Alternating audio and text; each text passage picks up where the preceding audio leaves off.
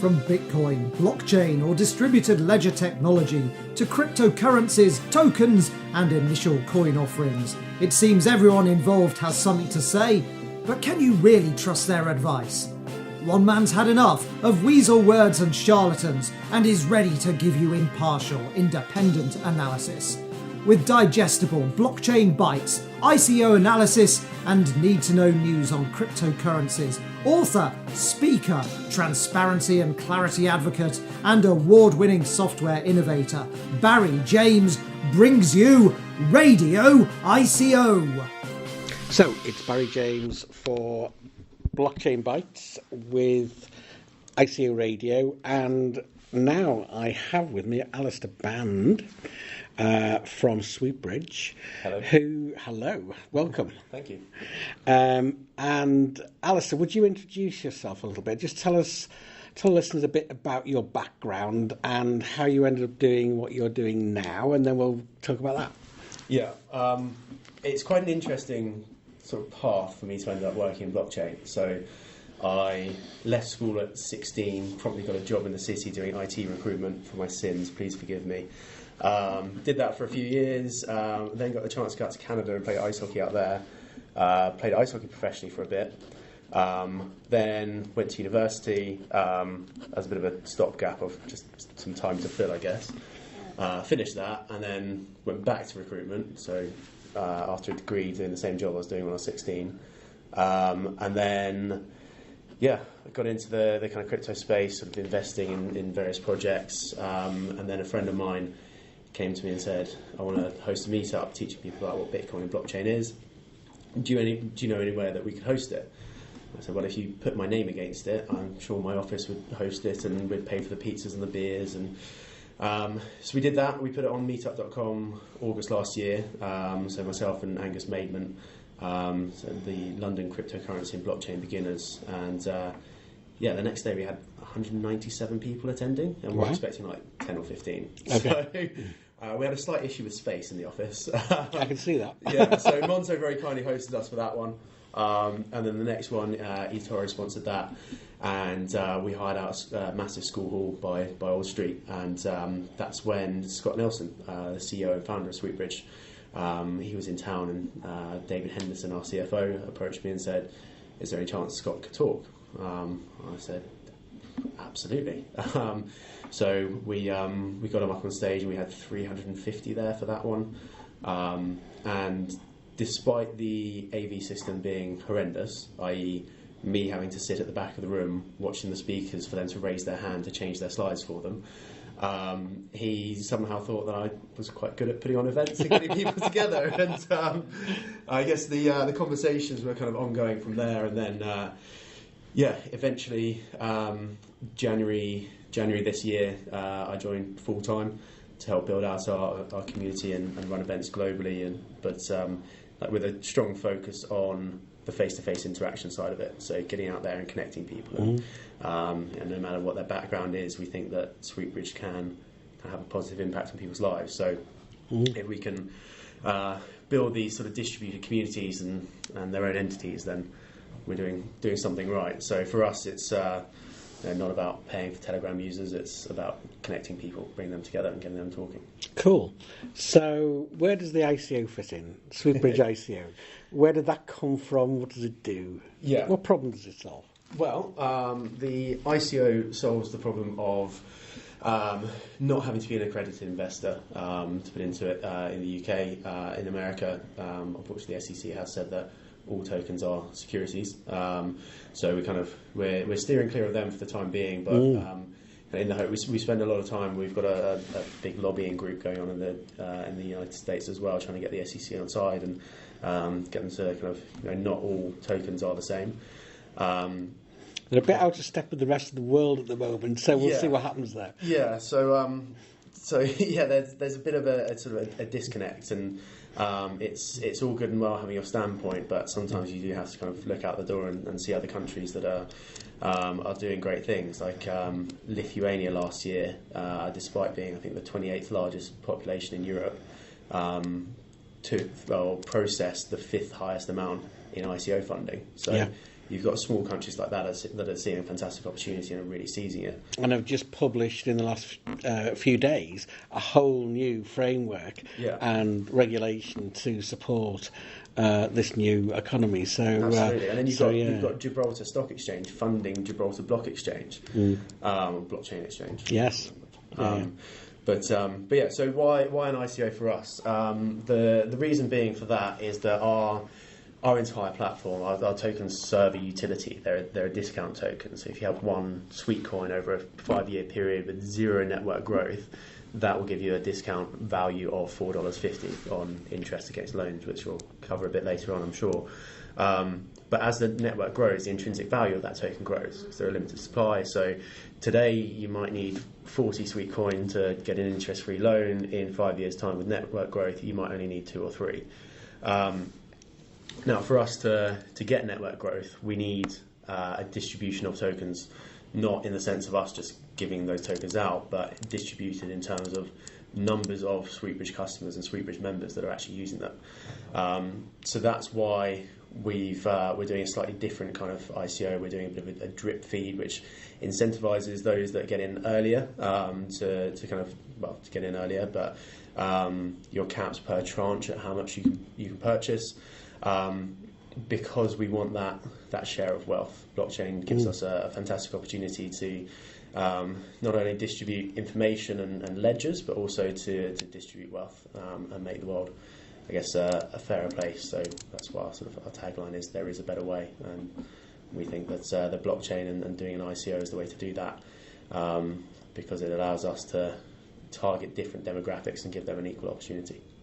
So it's about loans and lending, yeah?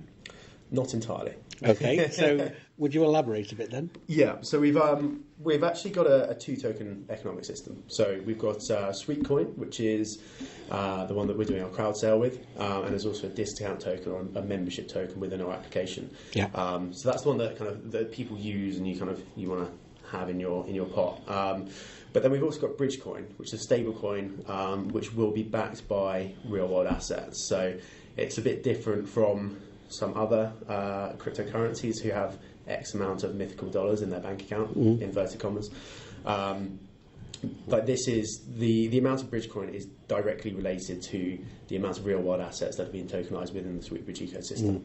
So the more assets there are, the more Bridgecoin there is, and the more liquidity within that system. As that shrinks, the number of so there's an automatic arbitrage, which incentivizes people to buy them back through distributed financial entities, which are then set up within that. So it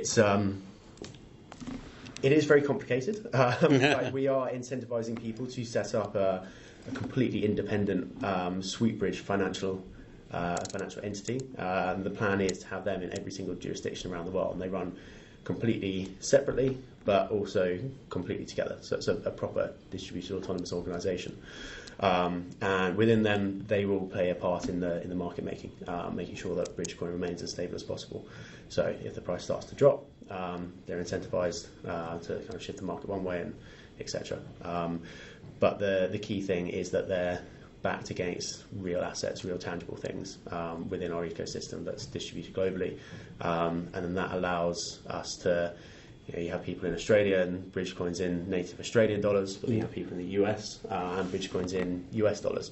And with blockchain, that allows us to have that transfer of value come through a medium of exchange that is in effect just a number. So you don't have to just use blockchain to track a transaction and then go to your bank and change the money afterwards. Blockchain allows us to kind of visualize a number on a screen in a certain currency, transfer that across the world, and then it appears in a different currency, having automatically been exchanged. So, what I'm seeing from your description is an ecosystem, and a multi-sided market, where you're going to be tokenizing assets of all sorts of different kinds, and making loans. Yeah, so we're calling it a decentralised operating system for global commerce. Simply because there's no one kind of niche area that we're particularly focusing on, because our system is so transferable and so scalable to other areas. Why not cast our net, allow people to get traction in their area. We might find that one particular sector has a higher uptake on it, but then again, we might find that everyone falls in love with Sweetbridge, which we believe will be the case, and the network grows in that capacity. So there's different aspects of all of it. So you've got the liquidity protocol, which is the loans. It's collateralizing real world assets. So if you want to put an extension on your house, you don't have to go to the bank and remortgage it. You can take a loan out. You can put your house on a smart contract onto the blockchain, which is why we're partnering with companies like Ethereum with their Ricardian smart contracts. That then allows you to create some liquidity in the value of your property and borrow funds against that, which then given out in Bridgecoin, which you can then go and change into fiat currency to do the extension. And if you have enough Sweetcoin, you can leverage that against it or stake that against the loan and reduce your interest down to 0%. So it's cutting out a lot of middlemen. And then beyond that, we also have the accounting protocol, which is all of your assets, all of your net worth in one single application on your phone, on your desktop, wherever you want it to be. It's got your house value, it's got your stocks, your shares, your crypto assets, an API that plugs into your bank account that gives you your bank assets across all your savings accounts, everything, how much is left on your mortgage, whatever you want in one real place. And that for us, I think, is going to be huge, because at the moment you have to go to so many different providers to find this information and collate it yourself. That especially, I guess, for tax purposes, I should be clear, we're not going to be doing tax accounting on there. It's an accounting protocol in the sense that you can see everything, but in terms of your gain in value on crypto assets, etc., that's at the moment incredibly difficult to trade. To track. So if you can export that, and you want to be compliant, and a big part about our project is remaining compliant and following legislation and lobbying for legislation. In order to do that, the unfortunate truth is that at some point you are going to have to pay some tax. So if we can make that as easy as possible, then that incentivizes people to join our platform. So it's not just a wallet for Sweetbridge, it's a wallet for everything. Okay. So huge ambition. Yeah. Our and PR what's the company, Waxman, I was speaking to David Waxman at MoneyConf in Dublin last week, and he said that Sweetbridge is hands down the most ambitious project he has ever heard about, but we're going to do it. Okay, and we like ambition, love ambition. Where are you at in the whole cycle now, and what would you like people to do at this stage or the next stage? I've been told I'm not allowed to say what I'd like them to do. Okay, okay. So you're at that stage, are you? Okay. Yeah, well, just tell us what the stage is anyway. So we're at stage 4.3. I think, of our crowd sale right now. So we've gone through stage 0, which is a core contributor to the project. They loved the idea so much that they were actually beyond kind of just the tokens that they were paid in the first place. They were willing to put in some more of their own hard-earned cash to purchase more tokens. So I think we've raised 12 million so far of our 65 million total goal. Now, a lot of people say that's quite high in terms of what we're trying to achieve, but then we're trying to disrupt a $54 trillion industry. We're not building a small platform for I don't know, medical records or something like that. It's if it's not Mother Nature, it's commerce. So if it hasn't grown out of the ground, you've picked it yourself. Some sort of trade and commerce has happened through that, and Sweetbridge can affect every single product in our lives today, making it cheaper to produce, easier to access. If you're a rice farm in Southeast Asia and you've got a crop of rice, but your equipment breaks down, you know the value of that rice when it can be shipped, so you can tokenize that value and borrow money against that future crop for when you sell it, so that you can buy the tools to be able to harvest it. Up to interest free, which is huge, because trying to access funds over there is can be very difficult. So there's a real world impact to this. So yeah, where we're at is very, very early stage. We're just about to start alpha testing, which you can sign up with if you go to sweetbridge.com. You can sign up for alpha testing there. You can also sign up to be a Sweetbridge member at members.sweetbridge.com. But yeah, we're early stages yet, so it's going to be on testnet, so you'll be given some Sweetcoin that you can play around with and have some fun with loans and stuff. And next stage after that is crypto assets, just because they're already on a blockchain. It's very easy to kind of attribute them, so you lock them up in our vault or against them. And then beyond that, that's when we start getting into the juicy stuff, the real world assets, the getting your house on the blockchain, like tokenize everything. Great. Okay. So just to get this straight, if people go to members.sweetbridge.com, you'll give them some tokens to play with. No. Okay. Sorry. I didn't quite understand it. So if you go on sweetbridge.com and register to get in the queue to be an alpha tester. Okay. That's where you get tokens. Yeah. Okay. There is already a queue. So get in there quickly. We'll be expanding further and further as we go along. But if you want to jump in and join the crowd sale, then members.sweetbridge.com, you can sign up there and do the KYC process. And these are going to be usage tokens that you can offset against loan interest later. Yes, absolutely. Okay, and then, I finally got it. And then to complicate things even further, within our ecosystem, we're building a Sweetbridge Alliance, which is sort of like-minded companies that all have a common interest in that they will accept Bridgecoin as a method of payment. And then within that, using blockchain, you can see people's spending information and create the world's largest discount economy, which has been tried many, many times with credit cards and discount style things and voucher or like the Chrome plugins where if you shop on certain websites, you get that. With Sweetbridge, I'm not going to go into the economics of it because I'm not an economist, but we are in talks with some of the leading people in the space, and we think we can do this on a global scale with organisations that don't need to talk to each other to do it. Okay, so very interesting.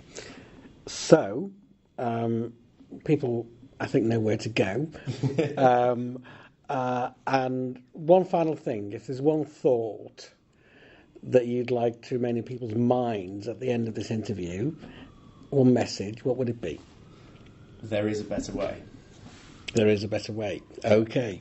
Well, I'm sure some of the listeners will be wanting to find out what that is in more detail. Yeah. They know where to go. So join our Telegram channel. Yeah, please do. At Sweetbridge. So just or t.me/Sweetbridge. Join the chat in there. It's as I say, it's not a fire hose of bots and purchase listeners or sort of subscribers to that. We get some really interesting conversations going on in that. It's a really good community, so come and join the fun. Great. Thank you so much, Alastair Band. Thank you.